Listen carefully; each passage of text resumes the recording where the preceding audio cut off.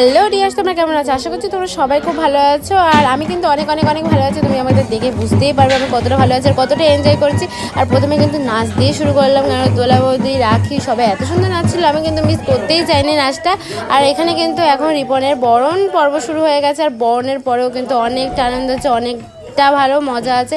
আর তোমরা কিন্তু পুরো ভিডিওটা দেখতে থাকো, তাহলেই বুঝতে পারবে কতটা এনজয় করেছে আর কতটা মজা করেছে। তো চলো দেখতে থাকো।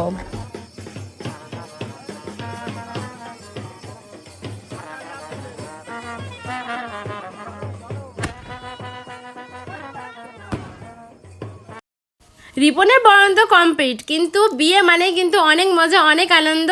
আর যেখানে মানে গেট মানে কিন্তু গেটটা আটকাতে হবে, বরকে ঢুকতে দিতে মানা করতে হবে। বর বউ যেখানে থাকবে ঢুকতে মানা, আগে শালিদের আবদার মেটাও, তারপরে কিন্তু ঢুকতে পারবে, তার আগে কিন্তু নয়। আর এখানে কিন্তু এই যে দেব না, হবে না, হবে করতে করতে কিন্তু তার মধ্যে কিন্তু নাচ গানাও শুরু হয়ে গেছিলো, প্রচণ্ড মজা হচ্ছিল। আর আমি কিন্তু এই যে ক্যামেরাম্যান হয়ে দাঁড়িয়ে রয়েছি, কি আর করা যাবে, নিজেকে তুলতে পারলাম না, ওখানে ক্যামেরাম্যান হয়ে দাঁড়িয়েছিলাম। আর এইবারই শুরু হলো ঠেলাঠেলি, কারণ হচ্ছে না ঠেললে কিন্তু বরকে ঢোকানো যাবে না। আর এই ঠেলতে গিয়ে যে কী অবস্থা, সবাই মিলে ঠেলাঠেলি আরম্ভ হয়ে গেছে। আর তারপরে কিন্তু ঢুকে পড়লাম, আর আমার রেডি হওয়া ছিল না। আর দোলা বৌদিও কিন্তু রেডি হয়েছিল, তারপরে কিন্তু এসে আবার নিজে আবার রেডি হচ্ছে, কারণ অনেক সকাল সকাল দোলা বৌদি রেডি হয়েছিল। আর তারপরেই কিন্তু আমিও রেডি হয়ে নিলাম। রেডি হয়ে কিন্তু মানে আমি মোটামুটি রেডি, আমিও একসাথে রেডি হচ্ছিলাম। আর এখানে কিন্তু প্রিয়স্মিতা এখনও তার হচ্ছে মানে পান পাতার কলকা আঁকছিল, তাই আমি তোমাদের একটু কলকাটা দেখাতে। অবস্থা দেখো, শেষমেশ আমি রেডি হলাম, তাও আবার প্রিয়স্মিতাদের বাড়িতে। তো জানি না কেমন হয়েছে, দেখতেই পেলে যে দোলা বৌদি হচ্ছে রেডি হচ্ছিল, আর আমিও শেষমেশ রেডি হয়ে গেছি। আর মামাকেও রেডি করেছি। আর পুরো দেখো ঘর ফাঁকা, তখন এত লোক ছিল, আর এখন পুরো ফাঁকা। আমি এখন লাস্টে যাব।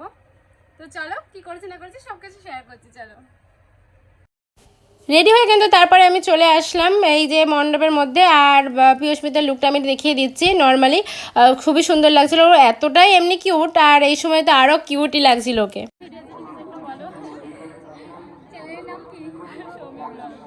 তোমরা এই দিদির ভিডিও দেখো, অনেক ভালো ব্লগ বানায়, শুধু একটু লেজি, মাঝে মধ্যে ছাড়ে, বছরে একবার ছাড়ে, যখন ছাড়ে তোমরা একটু দেখে নিও।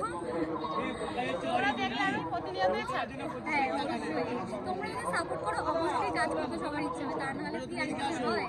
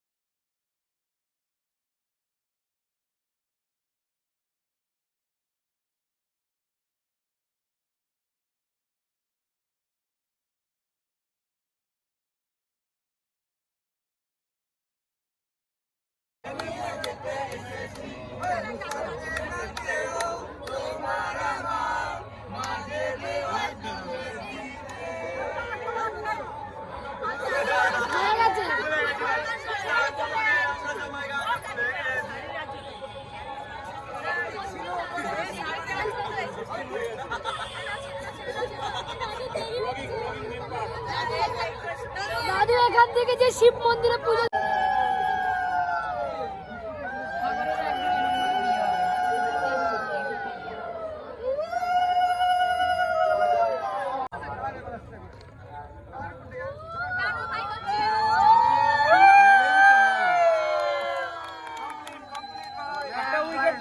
উইকেট পড়লো একবার সঠিকভাবে হয়েছে শেষ হ্যালো